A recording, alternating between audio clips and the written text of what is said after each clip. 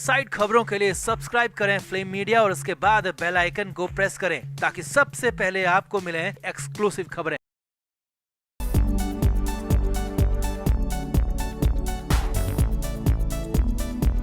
नवाब मलिक पर आफतों का दौर खत्म होने का नाम नहीं ले रहा है। अब तक तो मलिक को खुद की ही फिक्र थी, खुद को ही जेल से बाहर निकलवाना था, खुद के ही लिए वकीलों के हाथ पैर जोड़ने थे। मगर अब मलिक के साथ उनका बेटा भी बुरी तरह फंस चुका है, मुंबई पुलिस के हत्थे चढ़ चुका है। जी हाँ, नवाब मलिक का बेटा मुंबई पुलिस के शिकंजे में बुरा कसा जा चुका है और जल्द ही इस पूरे मामले में ईडी की एंट्री ने और भी ज्यादा गंभीर बना दिया है। अब मलिक का परिवार बुरी तरह बिखर चुका है। पहले तो मलिक ही जेल के अंदर थे, मगर अब बेटे पर आई आफत के बाद तो परिवार की मुश्किलें दोगुना बढ़ गई हैं, क्योंकि मलिक को ही परिवार अभी तक जमानत नहीं दिलवा पाया। ऐसे में अब परिवार के एक और सदस्य पर कसते शिकंजे ने मलिक के परिवार को पूरी तरह रुला कर रख दिया है। तो क्या हुआ मलिक के बेटे को? आखिर कौन सी करतूत पड़ गई भारी और मुंबई पुलिस के साथ ही ईडी क्या एक्शन ले सकती है, आपको बताते हैं सब। आप भी वीडियो को शेयर करें और अपनी राय कमेंट बॉक्स में जरूर दें।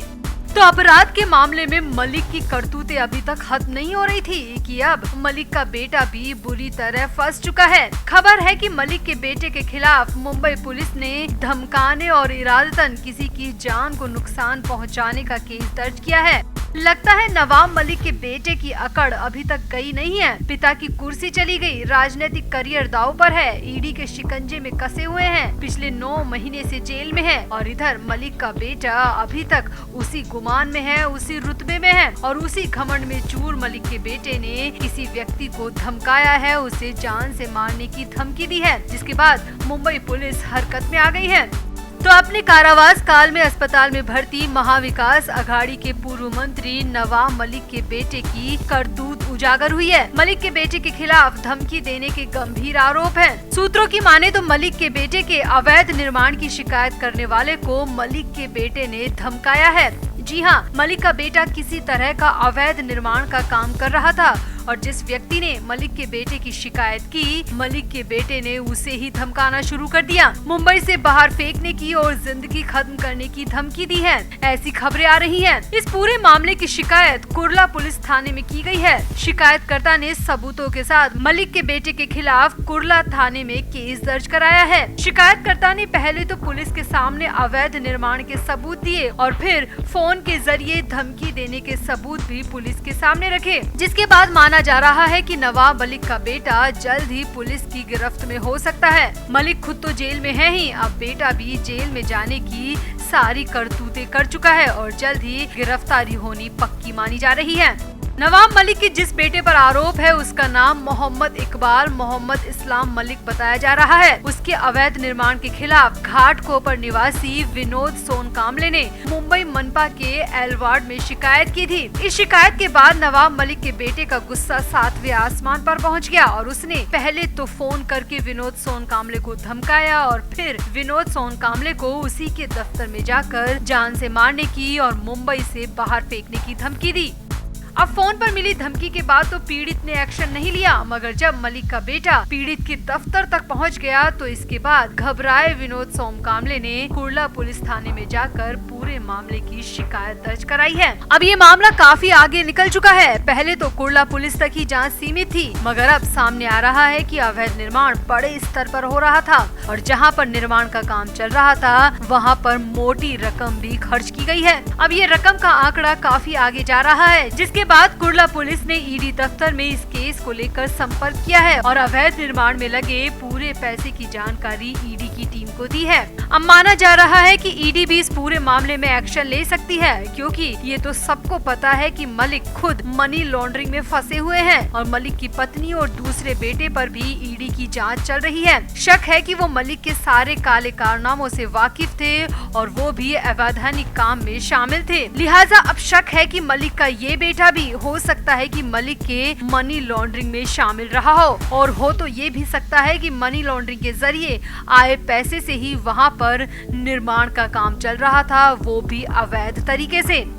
तो फिलहाल तो कुर्ला पुलिस ने ईडी से इस केस को लेकर संपर्क किया है और हो सकता है कि अब ईडी भी मलिक के बेटे के खिलाफ केस दर्ज कर ले और अगर ऐसा हुआ तो मलिक के बेटे की गिरफ्तारी पूरी तरह तय है, क्योंकि कुर्ला पुलिस तो पहले से ही जांच कर रही है और अगर ईडी भी फ्रेम में आ गई तो मलिक के बेटे को कोई नहीं बचा सकता।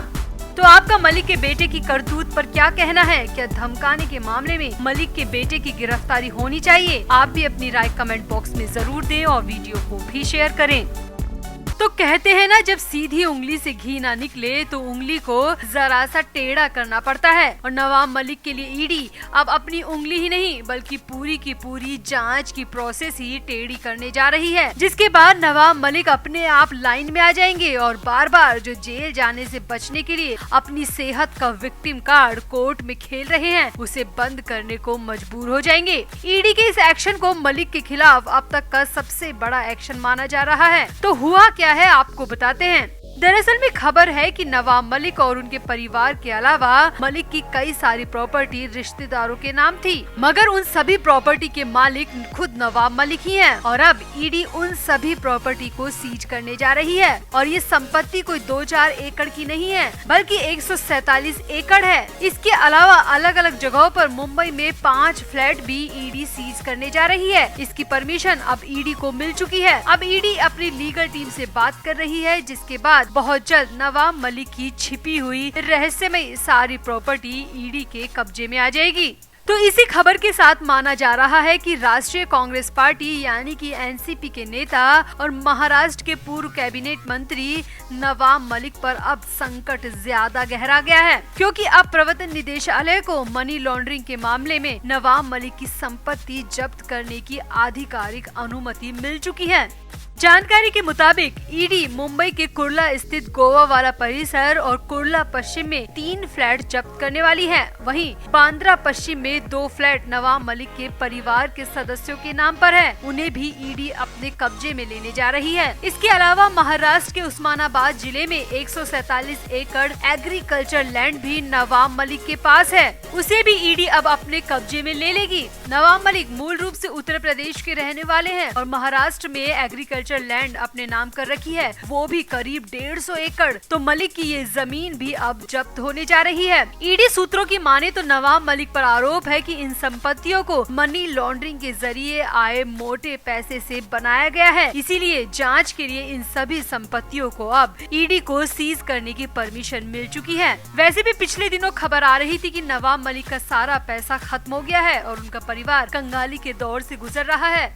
खबर तो ये भी आ रही थी कि मलिक के बैंक अकाउंट सीज है, इसीलिए मलिक और उनके परिवार के पास वकीलों की फीस चुकाने तक के पैसे नहीं हैं। ऐसे में 147 एकड़ कृषि जमीन के सीज होने से वहां से आने वाला पैसा भी अब पूरी तरह बंद हो जाएगा और जिन 5 फ्लैट को ईडी जब्त करने जा रही है वहां से आने वाला मोटा किराया भी अब मलिक के परिवार को नहीं मिलेगा। यानी अब मलिक और उनके परिवार के लिए मुश्किलें और ज्यादा बढ़ने वाली हैं, जो कि अब तक का सबसे बड़ा झटका है।